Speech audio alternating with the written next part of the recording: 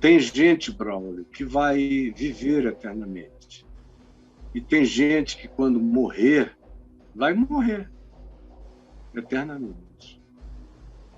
Então, Jesus deixou bem claro que até aquele que não soube dele, como Jesus mesmo ensina, pode viver eternamente sem ter tido a informação, porque aceitou no coração a formação do caráter de Deus, que é feito de tudo aquilo que decorra de amor, de fé, de bondade, de longanimidade, de fidelidade, de justiça, de alegria, de mansidão, de justiça, de domínio próprio. Então, todo aquele que vive essas coisas, sabendo ou não sabendo da informação sobre a existência de Jesus, todo aquele que vive isso terá a luz daquilo que, mesmo sem ter tido informação, projetou dos seus olhos como um olhar de luz, conforme Jesus disse, que os olhos são a lâmpada do corpo. Espíritos bons têm olhares iluminantes, iluminadores. A graça de Deus não precisa de anúncio para encontrar aqueles que Deus busca, que são aqueles em todos os lugares, em todas as civilizações da Terra, que o buscaram e que o buscam em espírito, com sinceridade e em verdade. Esses são os que o Pai chama para serem seus adoradores. Agora, esses indivíduos terão vida eterna, mesmo que nunca tenham tido informação. Agora, tem aqueles que receberam informação e que até viveram da informação, como Jesus diz em Mateus 7, que viveram do nome de Jesus, pregando, expulsando demônios, profetizando, operando milagres que aconteceram porque as pessoas simples creram. E eles pensaram que é porque eles estavam sendo validados por Deus, apesar da sua mentira, do seu engano, da sua falsa profecia, do seu estelionato cotidiano. E aí chega aquela hora e aquele dia quando eles se apresentam com a fanfarrice de achar que tem lugares privilegiados para eles na presença de Jesus. E Jesus disse, não, para vocês não. Tem para um monte de gente que vem do norte, do sul, do leste, do oeste, que nunca soube de nada e vão sentar à mesa com Abraão, Isaque e Jacó, conforme está dito lá em Lucas 16. Mas vós ficareis de fora, como está dito. Nunca vos conheci. Não sei de onde sois, como ele diz em Lucas capítulo 13. Não sei de onde sois, nunca vos conheci. E como ele diz em Mateus 25, apartai-vos de mim.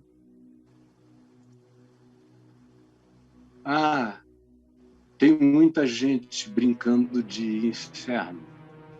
E inferno, quando o inferno é bom, ele é um estado de agonia que produz arrependimento. Mas quando o inferno é inferno, o cara, quando morre, acabou. Acabou. Tem gente que não vai ter nem aquela santa agonia que acontece quando o coração para. O cérebro, às vezes, não tem mais sinal nenhum detectável de função nele, neural, de qualquer natureza. Apagão absoluto.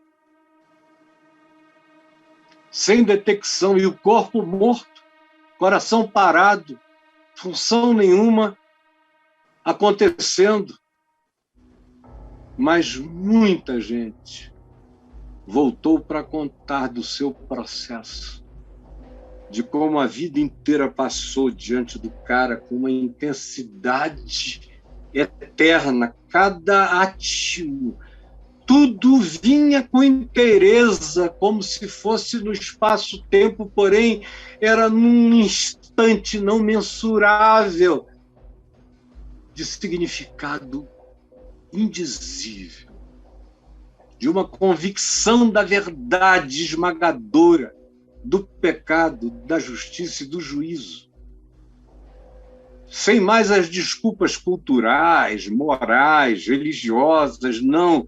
O cara nu, na luz eterna, se enxerga até aí, nesse inferno. Porque o inferno não pode ser medido por tempo, o inferno é intensidade. Nessa intensidade salvadora desse inferno de arrependimento redentivo, você, como Paulo diz, é salvo como que pela morte.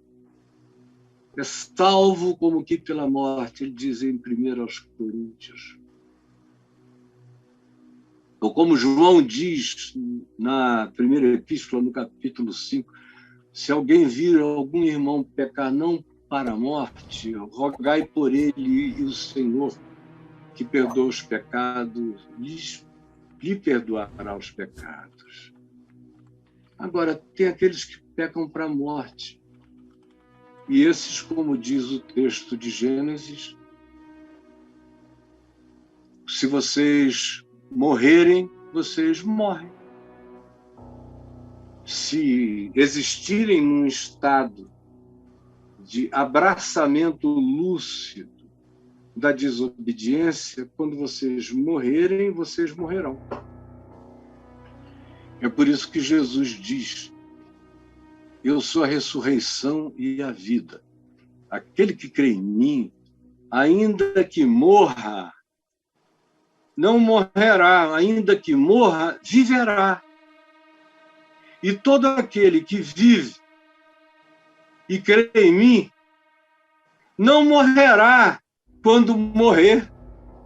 Antes, viverá eternamente. É por isso que Paulo diz, escrevendo aos Coríntios, tudo é vosso. Tudo é vosso. Seja a vida, seja a morte. Tudo é vosso, assim como a vida também é a morte. A morte se transformou em porta dimensional. Quando alguém que crê passa pela porta, vê que a vida só está começando e agora com a qualidade de Deus. Amém. E quando alguém, mesmo não tendo tido a informação, viveu com a esperança de que o salário do amor é vida, de que o salário do amor é incorrupção, incorrupção é justiça, vida e paz, como Paulo diz escrevendo aos Romanos, falando dos gentios. Quando alguém crê assim, fechou os olhos para cá, abriu os olhos dizendo: era tudo que eu sonhava ir para além do que era possível imaginar, e se alegra nesse amor eterno. E tem gente que, quando morrer, simplesmente morreu para sempre, dormiu para sempre. E acabou. Entrou em juízo. Ao invés de não entrar em juízo, o juízo, o salário do pecado, é a morte. É quando morrer, morrer. Mas o dom gratuito de Deus é a vida eterna em Cristo Jesus. Quem crê está seguro para sempre.